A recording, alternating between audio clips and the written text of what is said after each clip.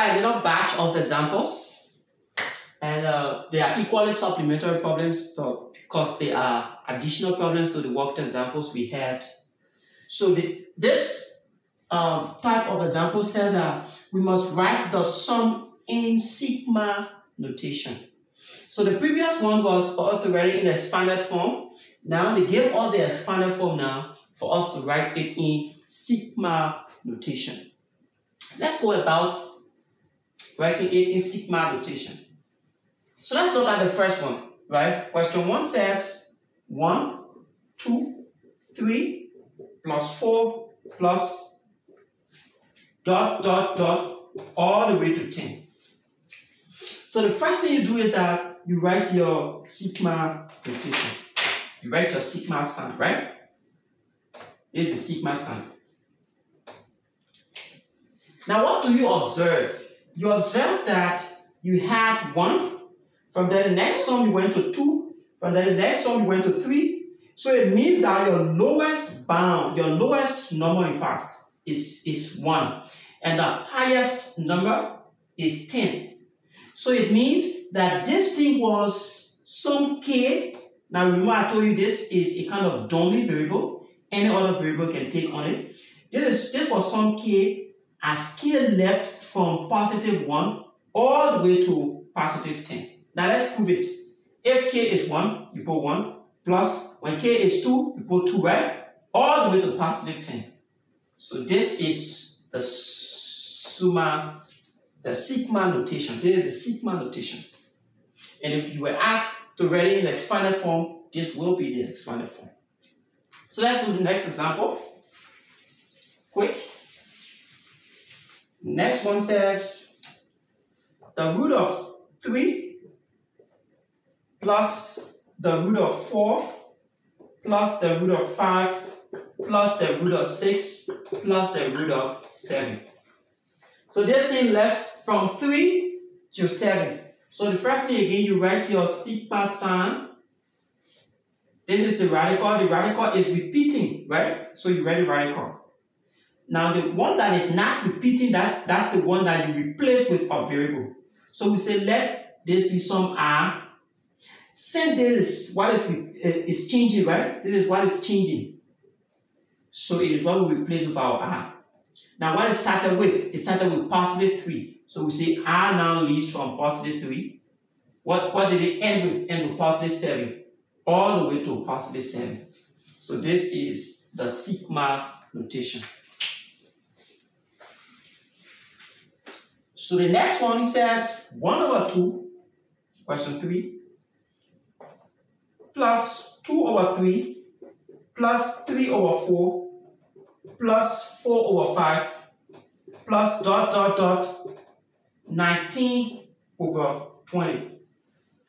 Now, again, you write your sigma sign. Now this thing is a kind of fractional stuff, right?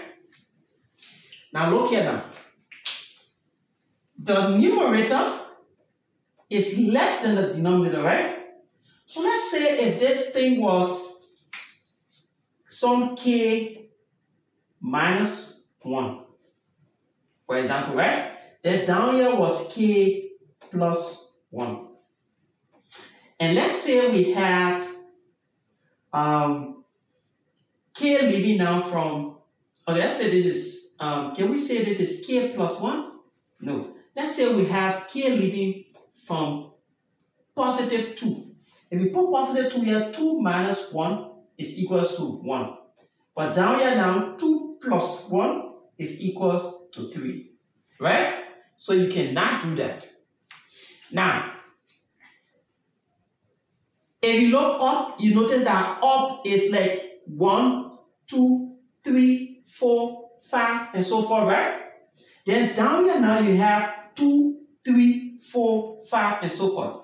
So, just look there carefully.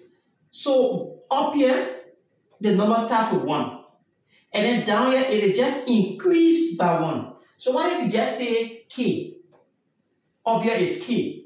And then down here, since it is increasing by 1, you just put k plus 1.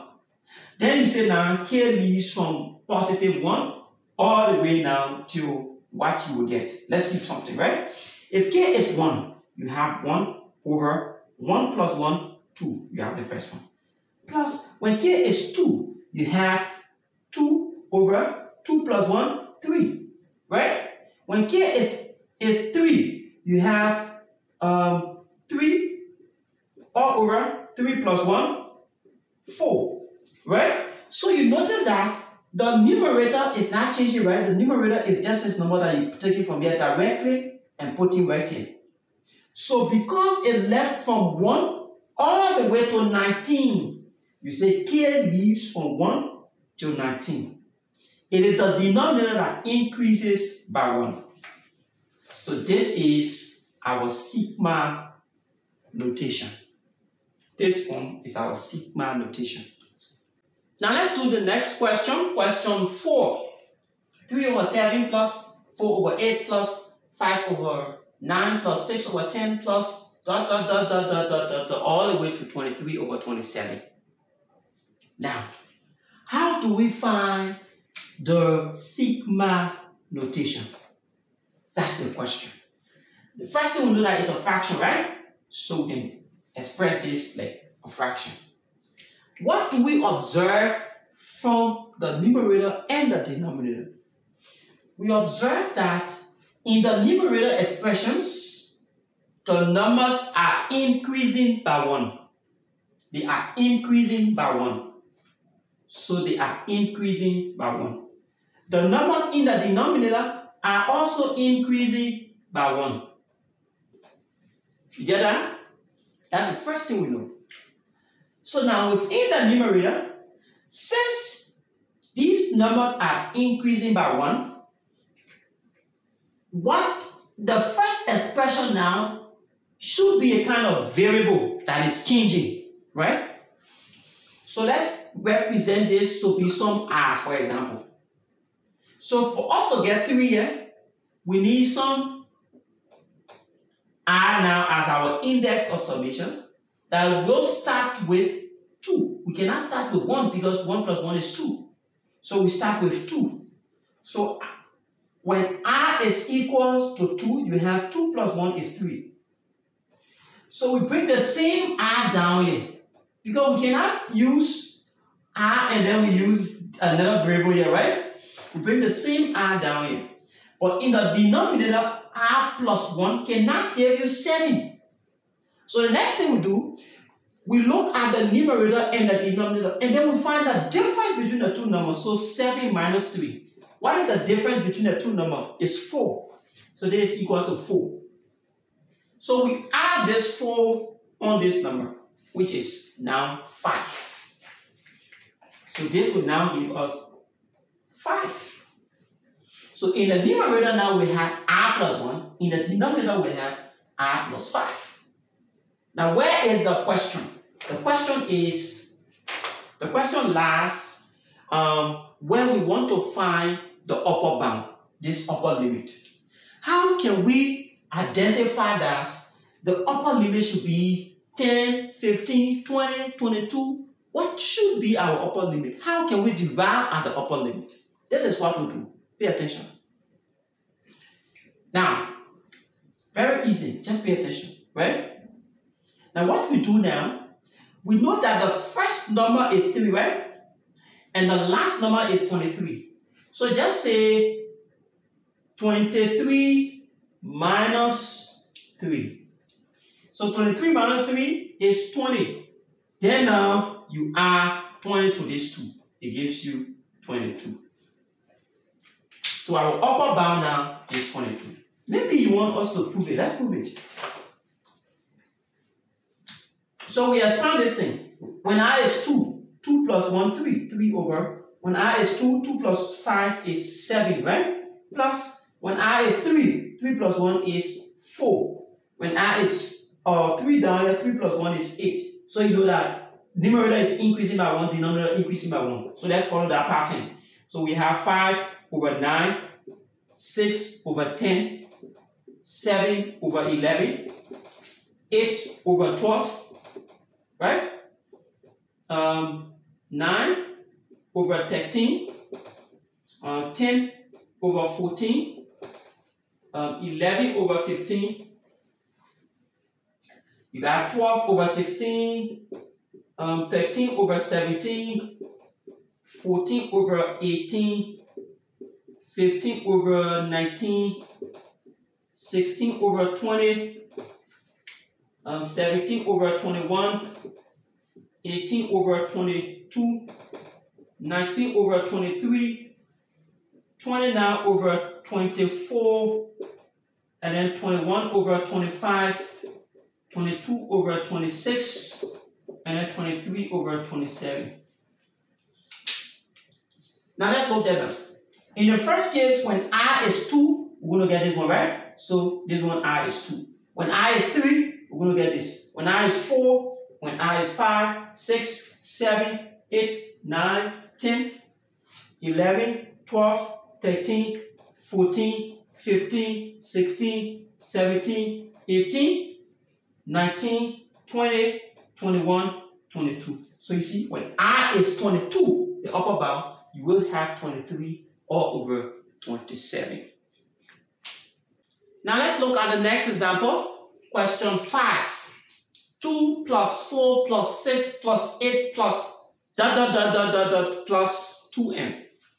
We must find the sigma notation for this expression. Now before we find the sigma notation for this expression, let me introduce something new, right? That we did not do in previous problems. Now there is another easier way of finding the sigma notation, of identifying the sigma notation in terms of finding the summa, finding the lower bound and finding the upper bound. But this works when you have a common difference within the expansion.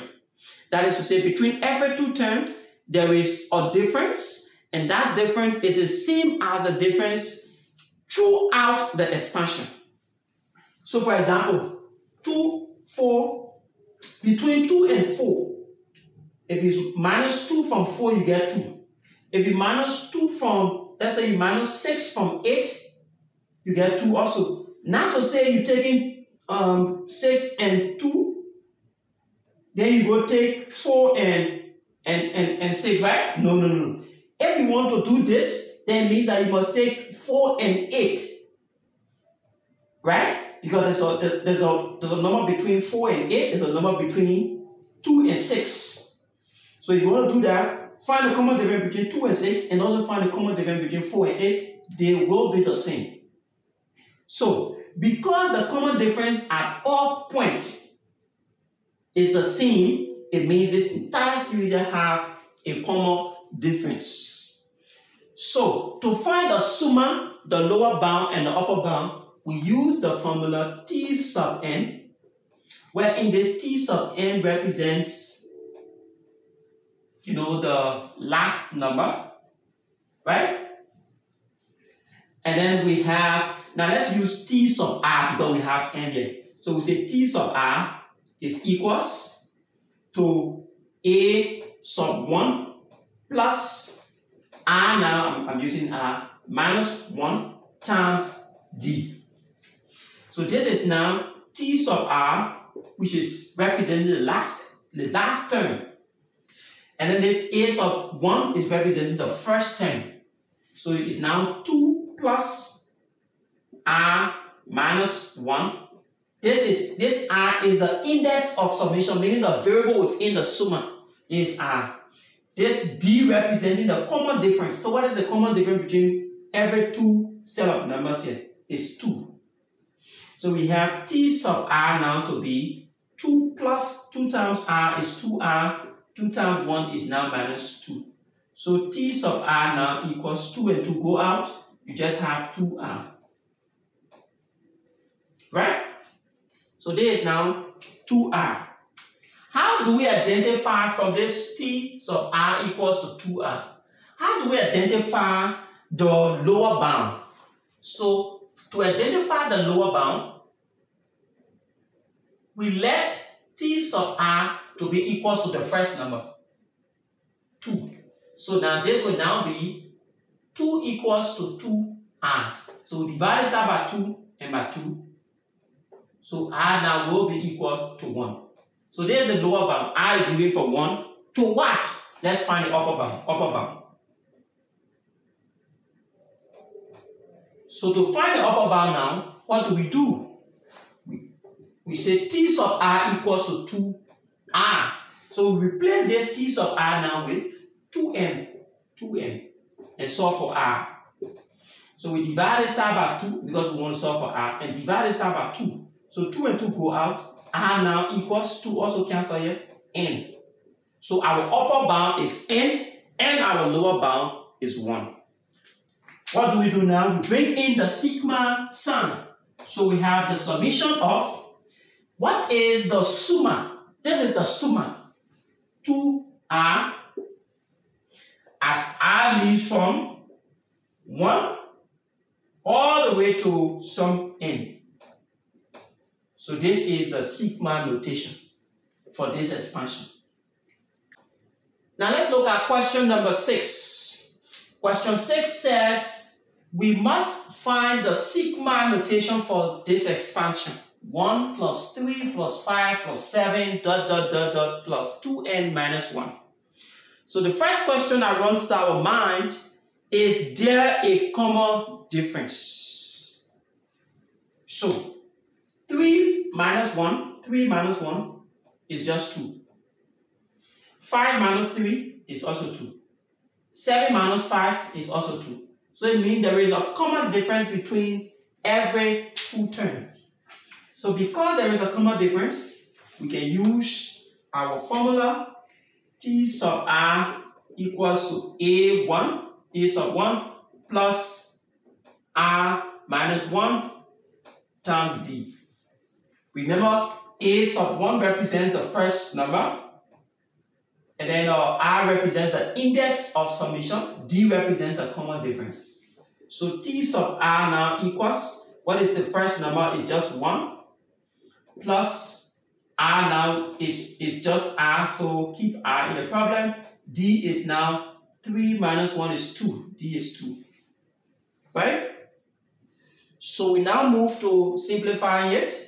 We have t sub r now equals 1 plus 2 times r is 2r, 2 times minus 1 is minus 2.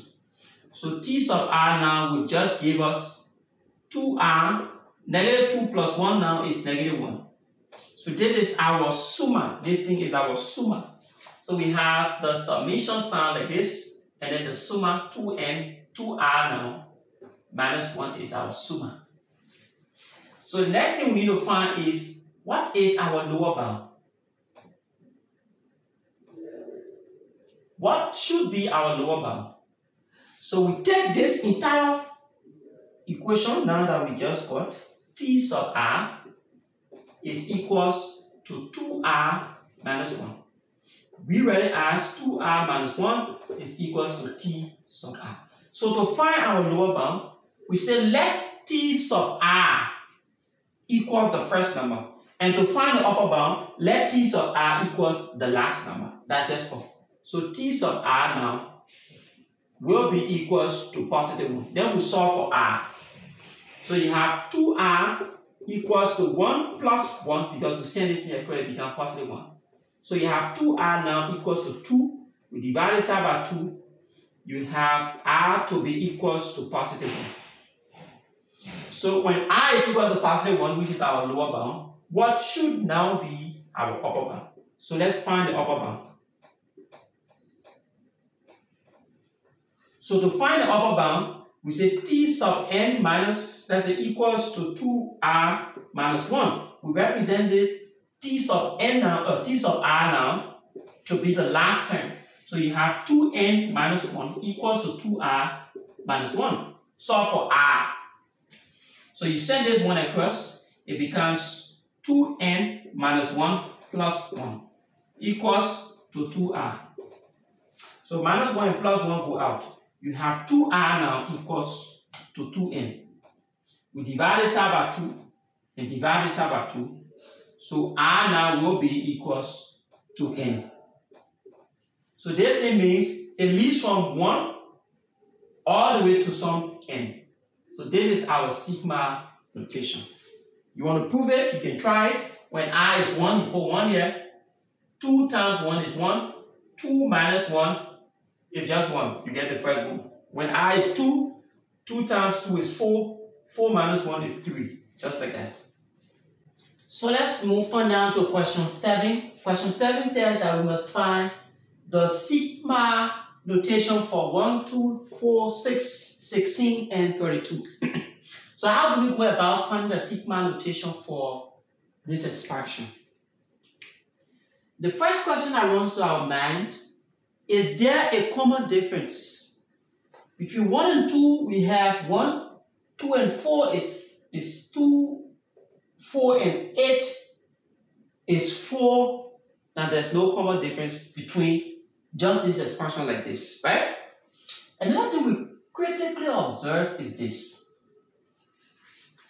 We notice that this expression is being expressed or can be expressed with a base of 2, beginning from 0.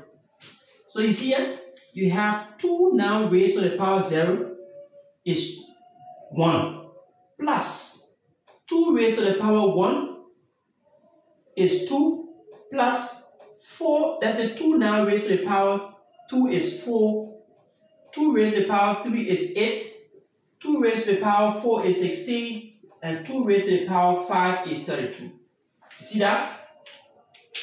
So now we have a base of 2.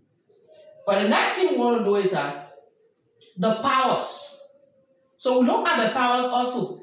Is there something that is like changing? The powers are changing. So since the powers are changing, is there a common difference between every 2 powers? Between 1 and 0, the common difference is 1. Right? Between 2 and 1, the common difference is 1. 3 and 4, the common difference is 1. 4 and 5, the common difference is 1. So because there is a common difference for the powers, we can find the power. So we have T sub n equals A sub 1 plus n minus 1 times D. So T sub n now, A sub 1 is the first term, which is 0. Now, it is not 2 raised to the power 0. We already know that this is the summation of 2. But we want to know what is this power, right? So it is this power now that we are finding. So we don't consider 2 now. We only consider the power because 2 is constant. So we start it from 0. The first one is 0 now. So you have 0 here plus n minus 1 times common difference is 1. So T sub n is just equal to n minus 1 is just n minus 1. This is our summa, right? That is our summa. But now the question is, what is our lower bound? So we told you to find the lower bound. Let T sub n equals to the first expression, 0. So it's 0 now equals to n minus 1. So what happens? If we send this 1 across, n is just equals to positive 1. So the lower bound is positive 1. What is our upper bound?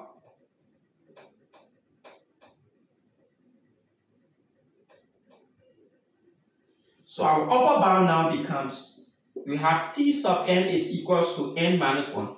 So the upper bound, T sub n now must be replaced with the last term.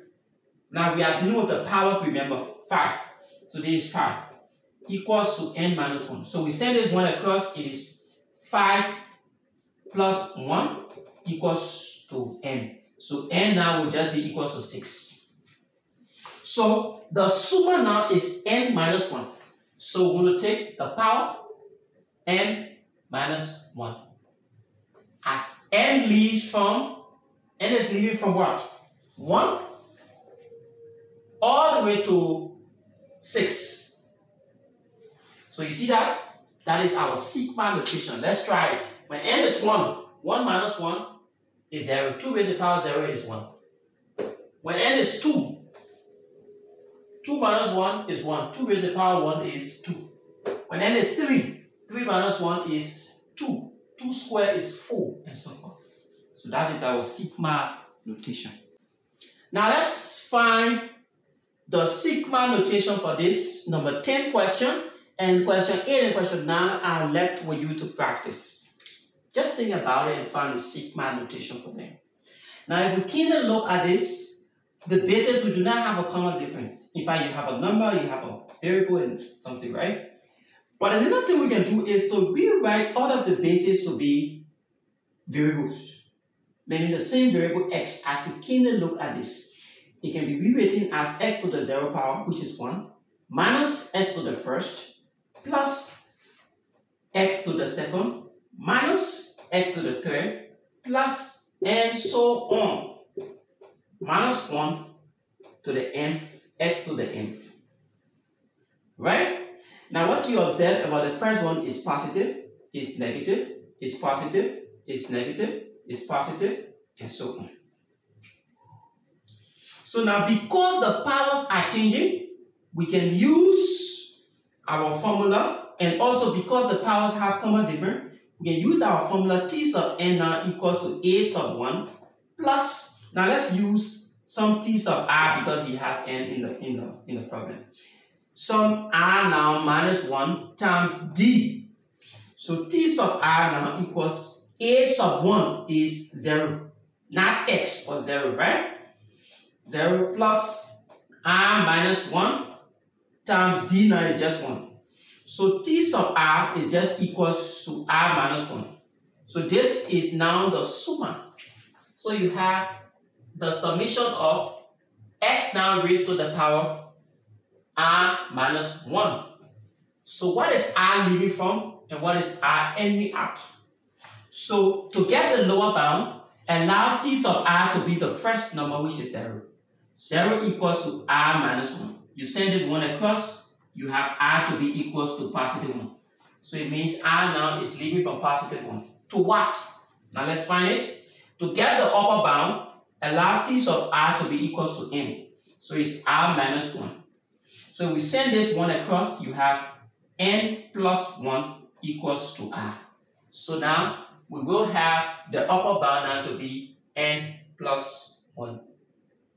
Right? But what we also observe is that we observe that the signs are alternating. Positive, negative, positive, negative, positive, negative, and so forth. Because the signs are alternating, we need to write minus 1. Now, what did it begin with? It began with a positive value, right? And you know that when you have,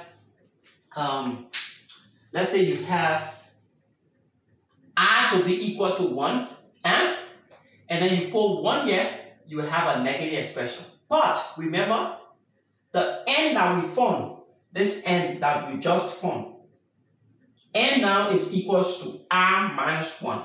So this one should also be r minus 1. That is to say, when this r is 1, 1 minus 1 is 0. So minus 1 raised to the power 0 is just equals to positive 1. When r is 2, 2 minus 1 is positive 1. Negative 1 raised to the power positive 1 is just equals to minus 1. So that's how you get your signs to be alternating. So this is the summa. That is the summa. If you like, you can say negative x all raised to the power r minus 1, if you like. You can say negative x because the base here is minus 1, the base is x, all raised to the same power. So you can just say negative x raised to the power r minus 1. So the rest of the two problems now, you can practice them